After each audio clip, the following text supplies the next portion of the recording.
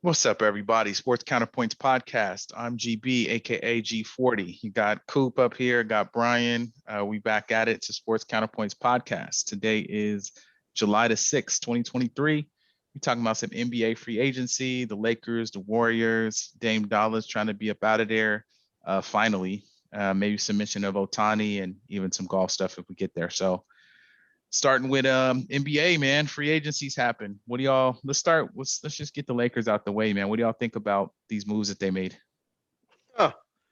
Well, I guess I'll start on this one because I've been very critical of the Lakers the last couple of seasons. But I have to say, I don't know if you guys agree, I do like this offseason that the Lakers had. Now, there are a couple of signings I'm a little about, but overall, I think you guys know, especially you, Brian, when the team makes sense around LeBron and AD, it can definitely compete for a championship. It made sense during the bubble. It made sense.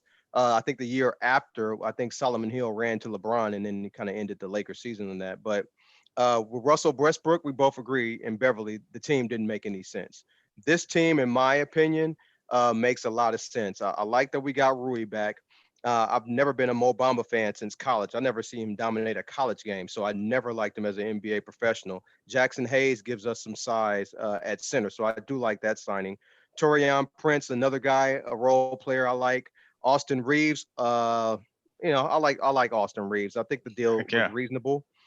Cam Reddish, I'm not too much of a fan of. Whenever the Knicks have been wanting to get rid of you for 2 years, that's definitely not a good sign. D'Angelo Russell, you guys know I'm not the biggest D'Angelo Russell guy, but I guess his deal is not too bad. And Gabe Vincent is a guy that Miami actually wanted to keep, but they couldn't because they want Dame, which we'll talk about later. So I do like the Gabe Vincent signing as well. So this team makes sense. Now, of course, it's also borrowing on the health of LeBron and AD. If those one of those guys miss significant time, it can, definitely mess up the team. But if they stay healthy, and that's a really, really, really big if, this team can definitely compete for a title because last season Denver was the only team that was clearly better than them. And the moves and with the Brown gone, which is their fifth best player, and Jeff Green, who was their like seventh or eighth best player, gone, kind of takes down Denver just a little bit. And maybe the Lakers have enough to beat them next season if they actually play in the playoffs. But overall, not being a homer here, but I really like the moves the Lakers made. And lastly, before you go, Brian, you have always said that the Lakers don't need 3 stars. And I think this proves they don't need 3 stars. Of course, you would like to have a third star, but they don't need a third star with this team. It can definitely compete for a title. But what you think? Yeah, I mean, I definitely agree with the 3 star part. I think that they've always been at their best when other teams need to figure out who the guy's going to be that night. I do think that team, this team is kind of put together in that way. I actually thought that they really needed to find a way to keep Dennis Schroeder more so than they needed to keep D'Angelo Russell. I think they got D'Angelo Russell back on a reasonable contract, but Dennis Schroeder was more clutch. He was a better distributor when they needed it. When LeBron James was trying to freeze the ball, it was Schroeder who actually created ball movement. His drive to the lane was much more effective than D'Angelo Russell deep in the playoffs. And then he was a much better defender, and D'Lo is kind of a turnstile. But all of that aside, they did get D'Angelo Russell back at a really reasonable rate. My concern is this feels a little bit like one of those, like for those people who play fantasy football, like at the end of the draft, you think you've got a whole bunch of superstars in the makings, but you had to take a lot of reaches and flyers to get there. And what I mean by that is we put a lot of eggs in the Austin Reeves basket. And this is a dude who played outstanding in the playoffs, but he only averaged 9 points a game during the regular season. And we paid him like he's a 15 to 20 point game player. Rui Hachimura, I agree with you. I think he's very good. I think he's going to be very solid on the team. I just wonder how he fits in because we have him we're listed as a power forward. I think he's better fit as a small forward, and that's obviously LeBron James position, but they're paying him starter money, right? So if you look at the team right now, it's Russell and Reeves in the backcourt, Hachimura, James, and Davis in the backcourt, and then the front court. There's a couple guys here that they actually have to kind of come into their own. The other one is Gabe Vincent, who was an undrafted. He's been cut numerous times by teams. He had an outstanding playoff for Miami. And there's a little bit of taking away from someone else is in addition in itself. But, he's getting paid $10 million a year. He's getting paid not starter money, not huge money. This is a very reasonable deal, but they're paying him as a top six man, like a reliable six man. And he hasn't really been able to show that he's going to do that yet. And so it's not that I don't think any one of these guys will blow up or do the right thing. The whole world's putting a lot of eggs in the Reeves basket.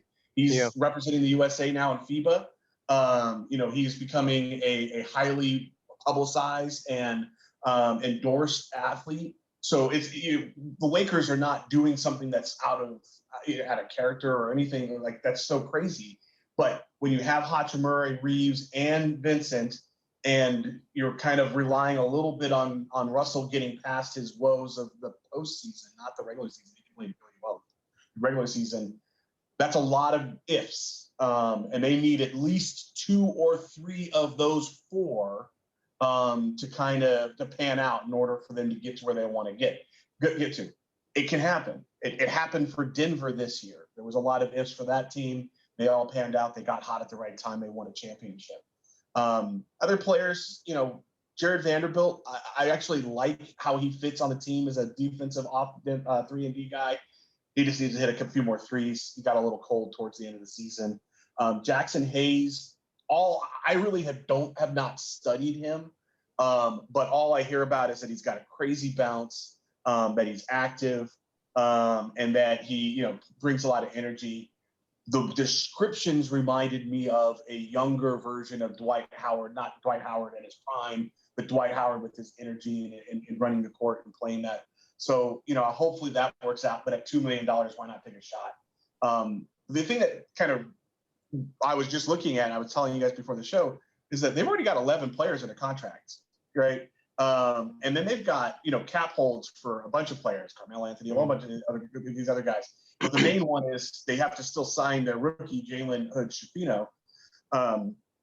And they've pretty much got a full team. So, usually they keep one slot open for a veteran minimum of somebody who can make a difference or later on in the season or whatever it's going to be. There's already been rumors that, Tristan Thompson or even Dwight Howard might end up coming back, and I hope that's not the case. But it would be nice to get a veteran center who could allow Davis to play more power forward when he wants to, because he gets a little moody about that at times. So anyways, all in all, I do think the team makes sense. I just think that there's a lot of ifs. And every team goes into the season with a few ifs. The Lakers usually go in with more ifs, but I would say that I'm not pessimistic about this team. I'm more excited to see what happens with this team than I have in the past. I mean, before the beginning of last season, we were both on the look. As long as Westbrook's around, forget it. Right. It just, there was no interest in what was going to happen until he got traded. We've said that too. Like at some point in time, they're going to get rid of him, and when they do, we'll decide whether or not we want to be interested in the team. Right. And ultimately, we both were. I'm interested in this team right from the beginning. I don't know if they're going to perform as well as this last team, but at least I think that they're exciting. They made moves.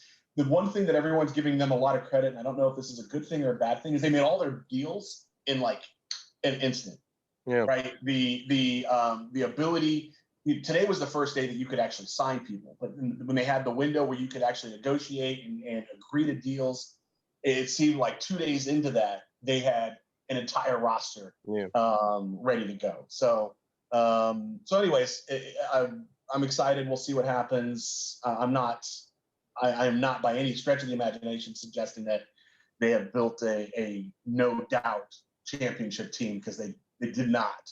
But I do think that a lot of other teams didn't get better. Right. I mean, Milwaukee's whole goal for the offseason, as we'll probably talk about in a minute, was to stand pat. Yeah. Right. To re-sign their guys, which they did a great job of, and they're going to come back, and we'll see how it all happens. But there's not a lot of teams that you can say got better. And I know that we're about to talk about the Golden State Warriors, and that'll be the big question there too. Yeah, the Lakers, I agree with you on Schroeder, but there's a reason why he keeps bouncing from team to team. I just heard he's just not really a good locker room guy or a guy to have around for too long. But I'm with you on that. He did help the Lakers, and I also Yeah. agree with you on Reeves. Reeves is not a great shooter, doesn't have great size, and I mentioned in Denver before the Denver series, he's not athletic. He was going to struggle defensively.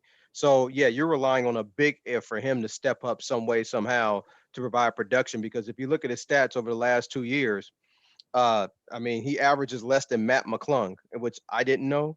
And his Not stats by are similar. much, but yeah. Yeah, right. And his stats are similar to what Grayson Allen. Grayson Allen's stats are a little bit better than his. So I don't like Grayson Allen at all. So Grayson Allen is a horrible human being. yeah, exactly. So yeah, I mean Reeves, yeah, he stayed in college for I don't know 4, 5, 6 years, whatever. So yeah, he's better than most 19-year-olds, but we'll see how high that ceiling is. So there's a lot riding on him. But yeah, I agree.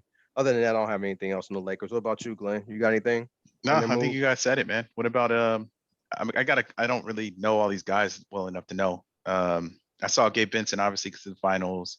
I don't know Jackson Hayes like that. Reeves I liked. So we gonna see. What about the Warriors? What y'all think?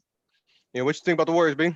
Jordan Chris Poole's up Paul. out of there. Yeah, I Chris just don't Paul think it makes comes. any darn sense. And look, there obviously there's a bunch of basketball players who know and understand the game a hell of a lot better than me. But when you bring a ball dominating point guard onto a team that's entire offense is built around making the extra pass because anybody on the court can shoot it, and make it to a Chris Paul who's going to freeze the ball. That's what he has always done, and he's pretty good at distributing it, but also comes in with a $30 million price tag, for a team that was talking about, before the season started, how they needed to cut cap space because they were, $100 million in the penalty. So they bring in Chris Paul. Chris Paul is not as good a shooter as Curry or Clay or Poole. He can get hot. He can obviously get streaky. He's obviously a superstar, historically player, but I just don't see how he fits on this team. I understand why they wanted to get rid of Poole, and I think that you would have got rid of Poole at any way possible. And I understand that the salaries match. I just think they were a little anxious to pull the trigger on that. It wasn't like Washington had a whole bunch of people lining up to take Chris Paul off their hands. And it wasn't like they couldn't wait until, the season for signing people started before they cut him. They could have waited all the way up until the eve of the season before cutting him and not had to pay any of his salary. So why they were in such a rush to get rid of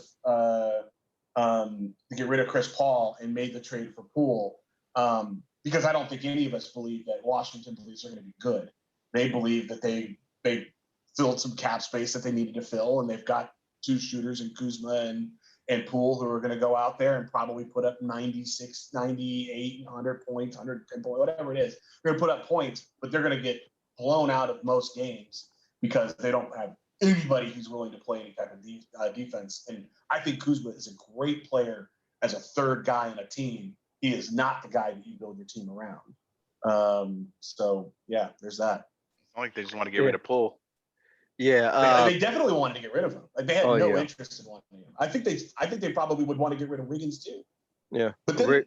Yeah, well, Rick Bucher was saying, I heard him say that because he was, he worked for the Warriors. I don't know if he still does, but he was saying that Poole wanted to be the guy now on the team to be built around, and they were like, yeah, nah, and so they let him go. If he didn't figure it out when he got on that plane to Washington, I don't know what's going to convince him. Like, if you get sent to Washington on a team that has done nothing, that has no aspirations, and all you had to do was look at the news, right? The minute the trade went down, nobody talked about Poole and how Poole was going to go over to Washington. Everyone talked about what does Chris Paul mean to the Warriors. That means you are irrelevant. Whether you believe it or not, he should have figured out that he was irrelevant when all the headlines went over there. But it's a good point. I also said go ahead, B. I'm sorry, go ahead. I was going to say the last thing I was going to say is I think that clearly what the Warriors have decided that they want to do is whether they win another championship or not. And I still think they believe they might be able to. Whether they win another championship or not, they want to show loyalty to Green, Curry, and Thompson and have all three of those guys there until they are either done with their real careers or choose to leave on their own. Because signing Draymond to what was it, a 4-year, $100 million deal at 22, starting at $22 million a year when you're $100 million over the cap. Much respect. That is absolutely a sign of loyalty, but it is not a sign of business savvy or the efforts of building a true championship contender. Yeah, definitely. I agree. That's a ridiculous contract for somebody who averages 8, 7, and 7. $100 million contract, and on top of that, he's going to get worse. I mean, think of that third year of that deal. He's just going to get worse. He could be averaging 5, 4, and 5, and they're going to be paying him like $30-something million. That's ridiculous. Think of how many people got signed to these relatively, like even the Reeves and all these people got these $10 million deals. You know, they got 4 years, $40 million. He got 4 years, $100 million. How many of them that got signed for that 440, just to use a number, that you would take over Draymond Green for these next 4 years? I mean, it was absolutely a sign of loyalty, but nothing more. Yeah. Chris Paul, I don't think that does anything. I've always joked about how he always gets hurt near the playoffs or in the playoffs, which I'm sure will happen again. His body just can't hold up. But I think he, like you said, he's going to have to get rid of that ball a lot quicker than he does usually, because he's usually a ball stopper and likes to have things run through him. I think Chris Paul comes off the bench. I think Steph is the point guard. That's just what I think. I don't think Chris Paul starts at all. $30 million off the bench. Yeah, 31 million. Yeah, 30.8 million. I saw that. The Warriors paying that. It's ridiculous. Yeah, he's gonna start. Yeah, that white towel better be bright. Let me tell you something. To have Chris Paul and Steph Curry in the backcourt, I don't know about that. Especially Chris Paul playing major minutes at this point in his career. I don't know. I think he'll come off the bench, but they're still paying Gary Payton money that shows that they believe he can be. Yeah, Gary Payton is going to play. Yeah, he's going to get minutes. So it's good defense too. We'll see. Well, I mean, we'll see. I don't think this makes the Warriors a championship team. I don't think it solves any of their weaknesses from last year. So we'll see. What about so everyone's talking about Lester Quinones. I'm sure I butchered his name. I'm sorry for it. And how he looks like the next fool already. You know, he's on a 2-way deal for $1 million, but they've already written this guy's all-star ticket and said that he's the next fool and all this other stuff. Have you watched any of the no the summer league games? I don't watch summer league. He's got a nice move, but there's nobody playing defense in summer league. Yeah, and so being able to shoot in an empty gym, which is basically what you're doing in a summer league game, is a lot different than being able to score with real defense and attention. Yeah, the reason why I stopped watching is all those guys that kill in summer league that people get happy about in the regular season. It's just a totally different game. It just doesn't happen. To me, summer league basketball, in my opinion, is just like AAU. They're just running up and down the court, just playing fast and trying to get its shots up. Not much defense, just trying to score and do whatever they do. So I'm not mad at it. That's just how I think it. I do think it's coaches trying to teach the rookies the offense that the team runs and put them in stuff. But they don't. Again, the defense is not the priority there, right? They're like, okay, we run. The Lakers used to be famous for running the triangle. The only team that would actually run their offense, and that was because it was the only way they could teach all these new guys. Yeah. Such a complicated offense. Get them in, yeah. I do want to give props though to a team I never give props to for this offseason. That's the New York Knicks. I like Dante DiVincenzo, who played for the Warriors last year. Actually, I liked him at Villanova. He had some big shots when he was at Villanova, and I believe they won the title when he was there. The Knicks signed him to a 4-year deal. I think it was maybe $40 million or so. I think that's a loss for the Warriors, to be perfectly honest with you. I think he's a decent player. But the main reason I'm giving props to the Knicks is because they were negotiating with Paul George and decided to back out because it was going to be too expensive. Usually the Knicks are a desperate team that always panics. And Paul George, I mean, he's a good player, a little bit overhyped in my opinion, but he's definitely a good player. But he's often injured and he's not really available. I can't bank a lot of money on a guy like that. And I'm willing to bet anybody the Clippers don't re-sign him. I can't see Ballmer spending more money to get keep Paul George on his team, and he doesn't really play that much or not really available when you need him. But that's remain to be seen. But I'm willing to bet Kawhi has played less games than Paul George, but I believe it. But I still don't think Paul George is going to be a Clipper. But yeah, so congratulations to the Knicks. The Knicks actually have a decent team. They made playoffs last year, beat Cleveland. But they have tradable pieces, and they have 11 picks, I think, in the next 5 years, I think it was. But they have tradable pieces. They have pieces that people want. And there are teams that want Josh Hart. There's teams that want Julius Randle if they want to get rid of him. So they could probably be They're good in a in the good next couple place years. cap wise. I mean, they got $28 million left to Yes. spend. So Yes.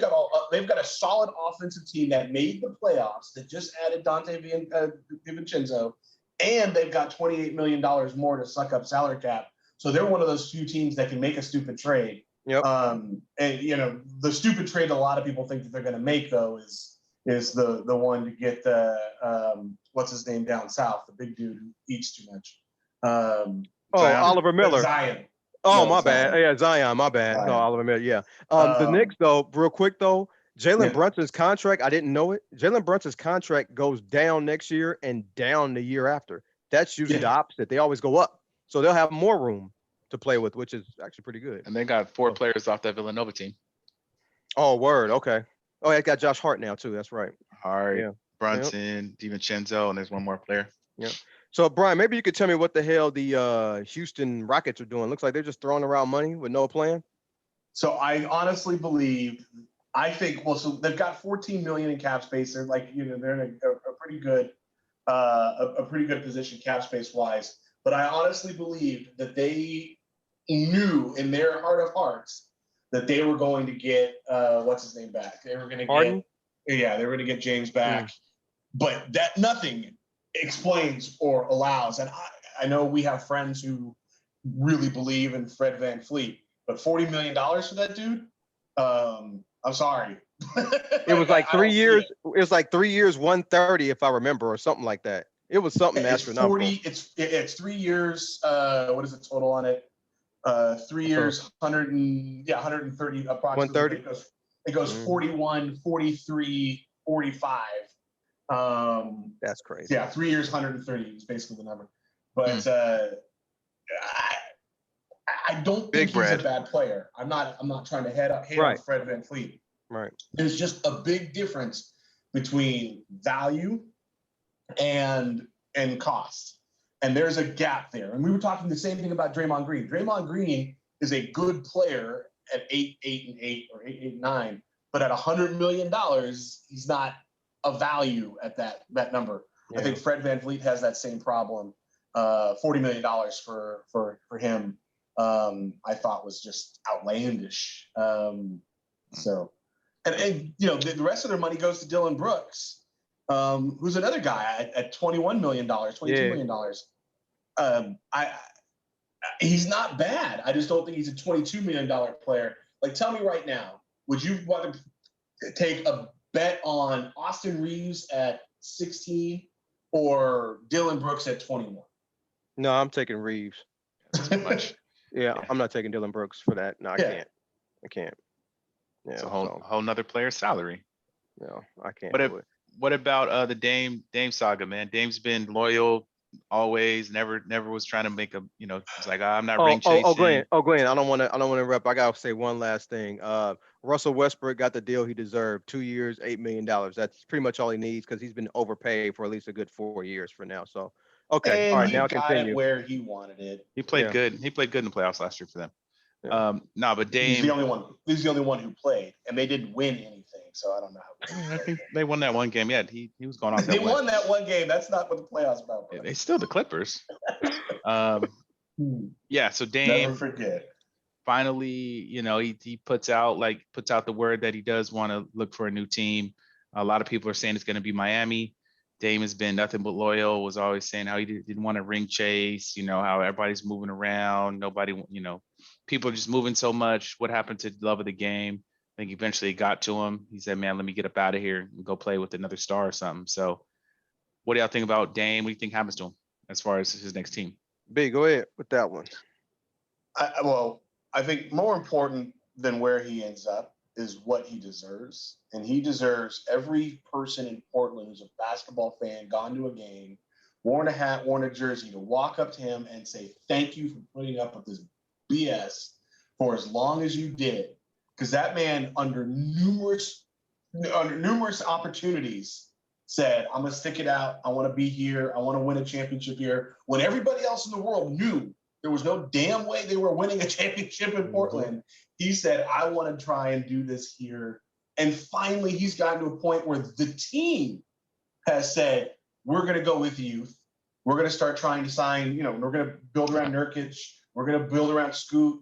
We're going to build around, Jeremy Grant, Anthony Simmons, all these young guys, Matisse Thybulle, like and they're paying them real money, these guys. There's no money to bring in a second guy to hang out with and play well with Dame.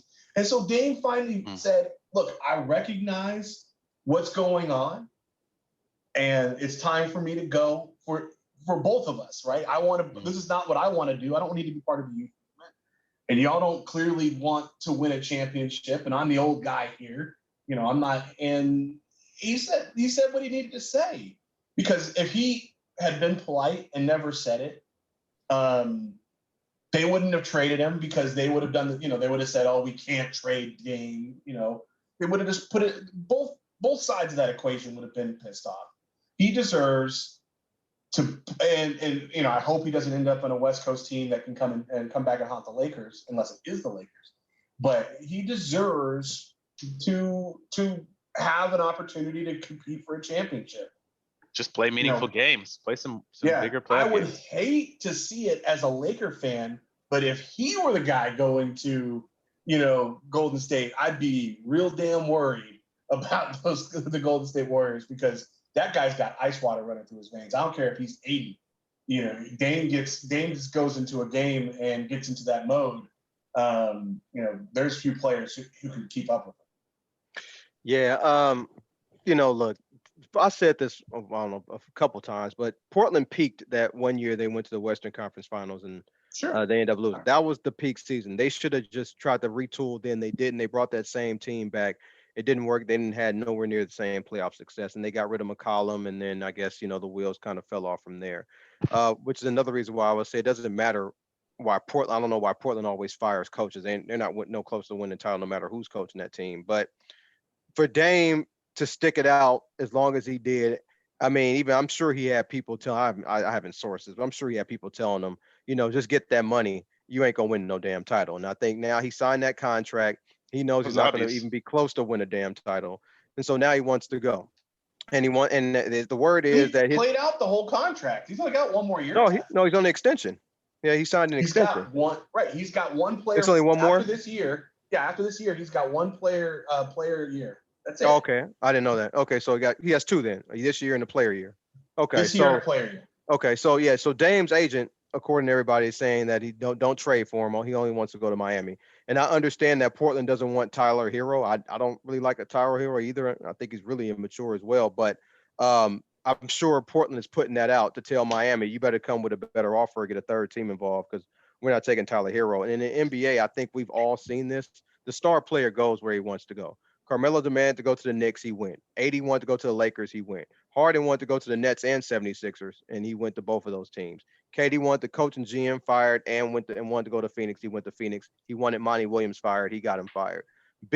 Bradley Beal, his agent's son runs the Phoenix Suns, and he wanted to go there, and he's there. So ultimately, I believe he's going to end up in Miami, because he says, I guess through his agent, he wants to go to Miami. The players who don't go where they want to go, like Blake Griffin, they didn't demand a trade. Donovan Mitchell, he didn't demand a trade. So Blake Griffin ended up with Detroit Pistons, and Mitchell ended up in Cleveland, which didn't work out too bad, but he wanted to go to New York. He should have been more specific. But I just think at the end of the day, he ends up in Miami some way, somehow, and he's playing with Jimmy Butler sometime next season. I mean, pretty crazy. It'd be interesting to see. Smart to go to the West, too. I mean, the East. Word. Yeah. There are two players that have been on the same team at the same time who are known for being gamers, like Dame and what's his name? Jimmy Butler. Yeah, Jimmy Butler. They're the definition of gamers. They play better in big moments than they do at any other time. They're both very good players normally, but they can bring it to another level. There's very few guys in the NBA, especially right now, that have that extra gear. A lot of people think they have it. They don't have it anymore. Right? LeBron doesn't have it. But let me ask you this, Brian, though, because I was thinking about this, and people think that Portland doesn't have any leverage in this situation, and I think they do. They got a ton of leverage. Exactly, because I don't see the hurry for Portland to make a deal, because there's no coach on the hot seat. The GM's job is now on the line. They're going young. they have nothing but time. So I would call Dame's agent, Aaron Goodwin. I would call his bluff and see what other teams might offer for Dame, and see if Dame wants to go there and not just Miami. I just don't, because Miami wants Dame badly. Portland doesn't have to get rid of him. They could just hold on to him. So I don't know. What do you $40 think? million to have a pissed off player in your team. I don't know if they want to do that. But is he really pissed off though? Will he be really pissed off if he started the season in Portland though? I don't know. I don't know if he started the season, but I think if they look, they're gonna get beat. They're not gonna play very well. They're just too young. Yeah. But I do agree with you that it makes a lot of sense to talk, even though Dame's agent is saying don't make offers. He wants to go to Miami. Right. If another team makes a deal and says, hey, that has more picks, I don't know. I'm gonna call New York. I'm gonna say New York. I'm just picking a complete team out of random, who has some young talented players, who could put maybe one or two young talented players and a couple of draft picks together, which would be much more interesting to a Portland than Tyler Hero in a bag of tricks. Maybe Dame goes, look, I could go to New York. It's a big market. I could play with whatever Brunson and Randall, Randall and Mitchell, whoever's left, and maybe make some noise in the East, which is not exactly unbeatable. Sure, I think maybe you could convince him that he wants to do that, or you can convince him that he wants to get out of Portland because they're being jerks, and he can figure out a way to force his way to Miami from New York or wherever they go. Yeah. But I can see how that would work. But I agree with you that they have tons of leverage because he doesn't have a no trade contract. Beal had a no trade contract, no trade clause in the deal. So Beal was able to say, "You want to get rid of me in my contract? You're sending me here, and you're going to get whatever you can get for him because that is literally the only place that I will sign."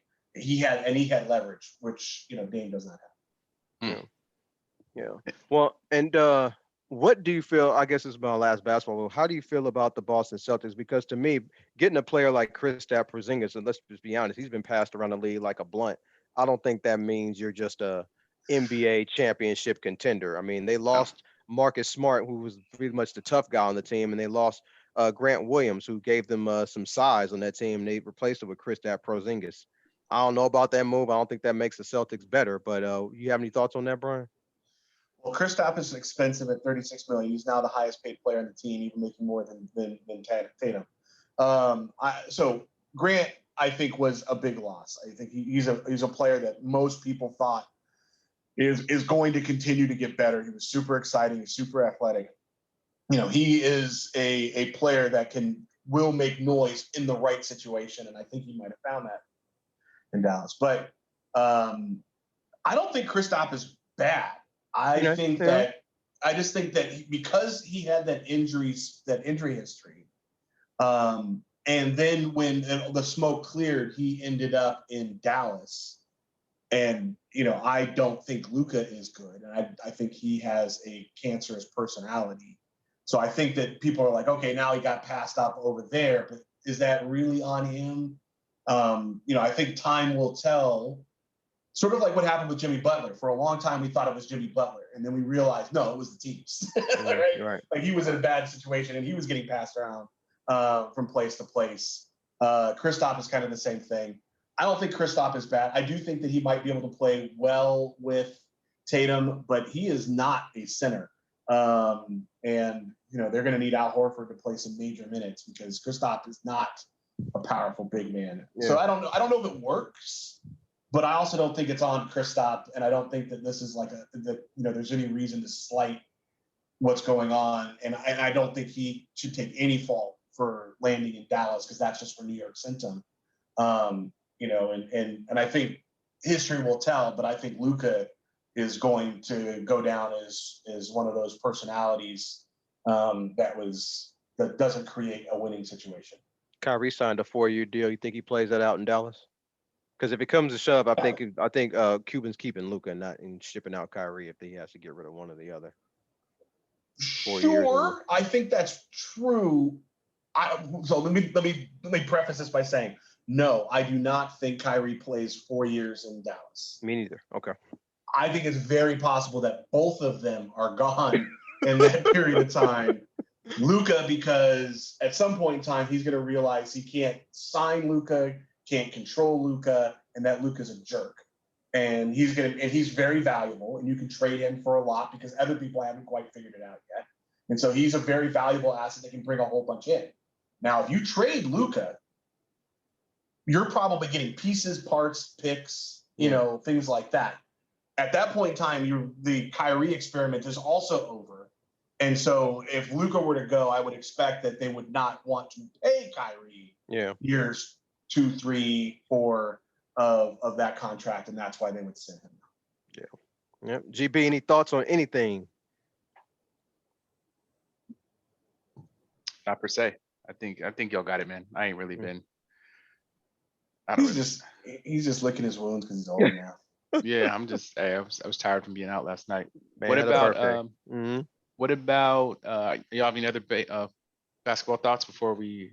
Nah, I'm not really. We've said plenty. What about Ohtani? Brian, you mentioned him, Shohei Ohtani. I know he has an injury on his finger, but he's been playing some great baseball. I think this is just a moment to give respect to, probably the greatest player in the game right now. And that used to be Trout, which is crazy when you think of his teammates. But what he did in June, both from a hitting perspective, he had one game where he had 10 strikeouts and 2 home runs. It's just we've never ever thought about a pitcher being able to hit for power. When a pitcher can go up there and get a base hit, it was a really big deal. When a pitcher could go up and bat over 215, it was considered a very, very good hitting pitcher. And this guy is sending them deep, not just barely getting over walls, striking people out. He's top 3, 4 as a pitcher in the league right now, or top 5 probably for certain, and then top 10 as a hitter right now, stats and numbers wise. That's just ridiculous. I think what's going to be interesting there is that before the season, everyone thought and suspected that he would somehow end up on the Dodgers because he wasn't going to re-sign and he wanted to stay in LA, and so that was going to bring there. And then the Angels basically said, "Oh no, we're going to see how it all works out." And then they started winning, and we're doing quite well. Now they're kind of out of it. Trout just got hurt; he's out 4 to 8 weeks. Ohtani's out at least for a little while with a blister on his finger, so he can't pitch, but he can hit. I have to imagine that it will be a pretty interesting first part of the second half of the season to see if they actually believe they can get into the playoffs, which I don't think they can, especially with Trout out for 4 to 8 weeks. And do they decide to trade Ohtani as opposed to the possibility of him walking in free agency, which seems to be growing more and more by the day. And then do the Dodgers still have enough to go get him? Because they're going to have to throw. They're going to have to throw the old farm. They're going to have to be able, they're going to have to rename their farm team the Angels farm team in order to get someone like Ohtani. Well, doesn't Disney, who owns ABC and ESPN, don't they own the Angels as well? Do they? No. I think they don't. It's somebody else. Okay. No. That's still what's his name? It's the same guy who's owned it forever. It's Angelos or something like that. Artie Okay. Moreno. Okay. Art Moreno. Okay. Yeah. Right. He's owned him for forever. Okay. I was going. Yeah, Arturo Moreno. Yeah, you're right. I thought it was Disney because I said if Disney owns them, then yeah, just like they cut people from ESPN, they'll be cutting Ohtani and then getting. But yeah, okay, I got it. Well, but Moreno, he's a little late in life, and I don't know that there's plenty of people that suspect that he's gonna want to do something with that team the next couple of years. But either way, and I do believe that he truly was hoping by having 2 of the best players in baseball history, and Trout and Ohtani, that he could win something. But he had Carlos Rendon too, and but still didn't make it. Yep, didn't do it. Yeah. I mean, just Ohtani just pitching in June, he was 2-2 with a 3.26 ERA and had 37 strikeouts in 30 innings. But hitting, 394, 15 home runs, 29 RBIs. That's just ridiculous to be able to pitch like that and still hit. I mean, and dude is pretty big in person. I mean, when me and Glenn saw him, he's a pretty big. He ain't no small dude, and he was throwing gas. First, second, third, fourth, fifth, sixth. Fastball didn't stop. So, but yeah, he's I would say I don't like comparing to Babe Ruth. I just think when people look at Babe Ruth stats, playing against people who worked on roofs all day and and installed cement, and then they went to go pitch against Babe Ruth. I mean, I'm not hating on Babe Ruth's stats, but the players he played against, I mean, it's not nowhere near the caliber of the players. Yeah, comparing generations is just too difficult. Yeah, it's just I see, and plus But Babe I think Ruth, it's safe to say that Ohtani is one of the greatest baseball players of our lives. Yeah, definitely. Wow. And Babe Ruth, I mean, you look at those pictures, he towers over everybody. He was only 6'1" and 215 pounds, so he's pretty much Robinson Cano. So that's pretty much how he was, 6'1", 215. So, but anyway, yeah, Ohtani, it's just a pleasure to watch him, and really, really good player, great player actually. Nice. Okay. Word up. I don't know if y'all have anything else. No, otherwise, I think that's where we're at, man. We kind of wrap it up with our last two segments. I do not have a hogwash today. Probably for me, what's hella hogwash is not going to sleep early enough at this age. What about you guys? my hogwash segment is it's a term that I hate that people use all the time in the media and even fans sometimes. It's called the point forward position.